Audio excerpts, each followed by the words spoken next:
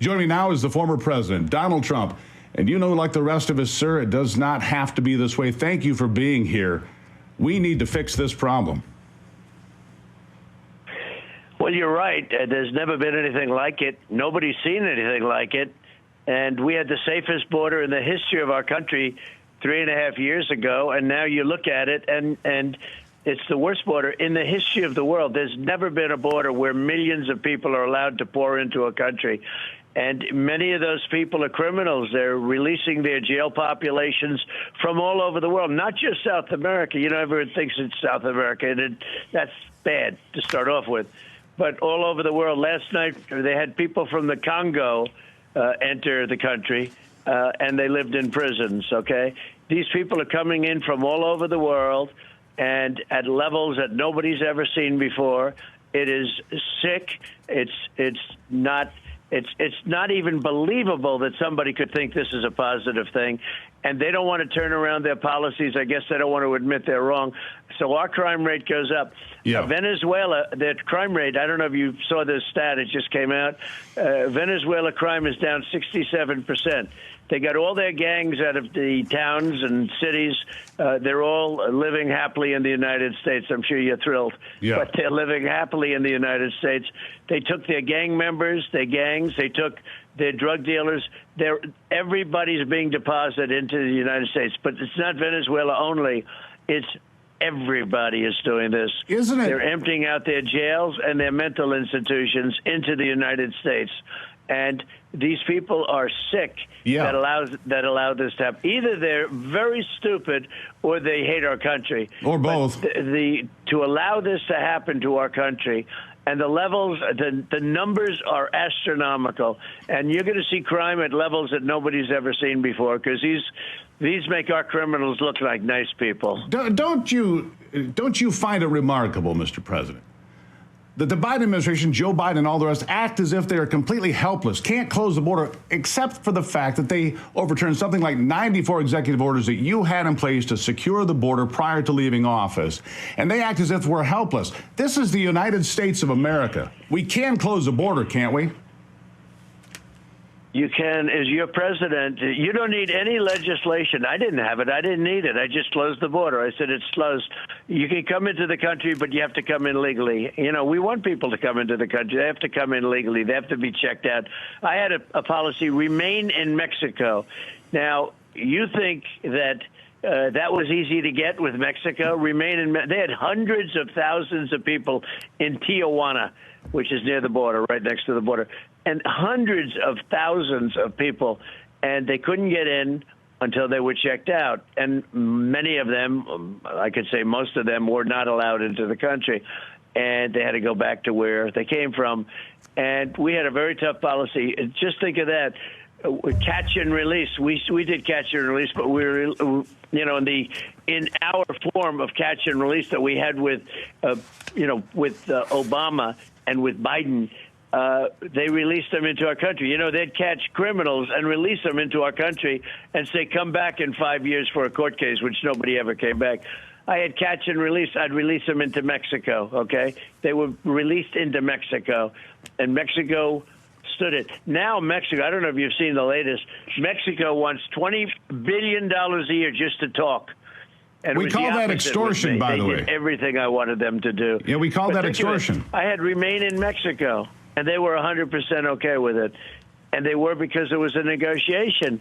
And I said, you send us a vast number of cars.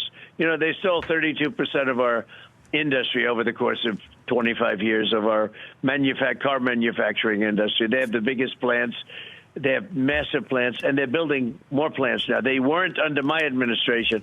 I said, any more plants you build, we're going to tariff the hell out of the cars coming in, so you're not going to be able to do it. I'll tell you, something else is happening that a lot of people don't know.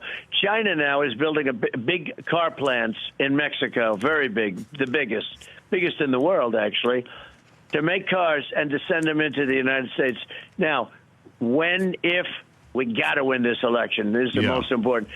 When we win, if we win, I got to say if we win, because these guys, They cheat, and they did. If we could have an honest election, they would have no chance of winning. And we think we have it pretty well locked up. But they are professional thieves when it comes to elections, and you know that better than anybody. But we will put a tariff on those cars.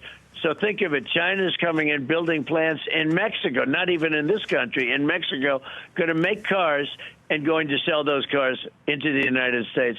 But they'll be Let me ask you something about China. So high that none of those cars will be coming into the United States. Yeah, let me ask you something else about China. Mexico now wants $20 billion just to sit down and talk. A year, $20 billion a year, just to sit down and talk. Yeah. I gave them nothing. With me, it was the exact opposite.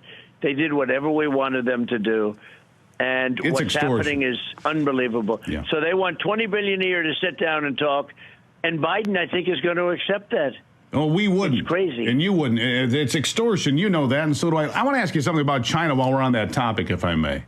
Because China is also the source for the components that create fentanyl that's brought over our border by the cartels that are dangerously in charge of our border. How do you hold China accountable for those illegal drugs flooding in, killing, 100,000, 125,000? How do you hold China and Mexico, I guess, both accountable for all of those Americans dying and all of that poison coming into our country? Right. They send it through the southern border. So, as I said, we had the strongest border in the history of our country. I built 571 miles of wall. We were ready to install another 200 miles. That's much more than I said I was going to build. We're ready to do another 200 miles. We had Mexico giving us a fortune in soldiers. I had 28,000 soldiers, Mexican soldiers. I said, I want you to give us 28,000 soldiers. And you've heard me say it before. Yeah. And they gave them to me because I said, if you don't give them to me, I'm going to tax the hell out of your products coming in. So they gave them. I got 28,000 soldiers. And once the wall was built, I mean, what a difference it made. But we were going to add another 200 miles. China sends fentanyl to Mexico, and it comes through. Most of it comes through the southern border. It was slowing down tremendously under when I had it.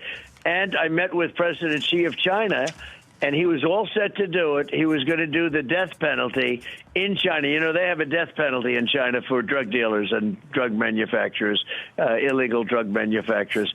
They don't have a drug problem because they have the death penalty. We don't have the death penalty. If we had the death penalty for drug dealers, you would have no drug problem, just like China, just like Singapore. You have countries that have the death penalty for drug dealers. None of them have any drug problems because the penalty is, it's the ultimate penalty, right? None of them have any problems with drugs whatsoever. China has 1.4 billion people. Now, they have a drug problem. They make drugs, and they sell them into the United States. So my deal with him was that he was going to create the death penalty for drug dealers of fentanyl, and that was going to stop. And after that horrible, disgusting result turned out with the election, where we got millions of more votes than I did the first time, millions. We got more votes than any sitting president ever got. After that happened, she reneged on the deal with the Biden people because they weren't going to force anything. They probably don't even know about the deal. But I had a deal with President Xi that he was going to, they have a very powerful death penalty over there for drug dealers. He was going to put the fentanyl makers into that category. It would have stopped it. It would have stopped it cold. But this administration, just like they did with the Abraham Accords, just like they did with everything else, they don't follow through with anything. Don't follow through with anything. There you have it. That's clearly someone serious about putting America first. Refreshing to hear, to say the least. Now, there's more from this long conversation, almost 20 minutes. I'll be sharing more later on the program today. You don't want to miss any of that with the former President Donald Trump. Stick around on America's Voice Live. I'll be back.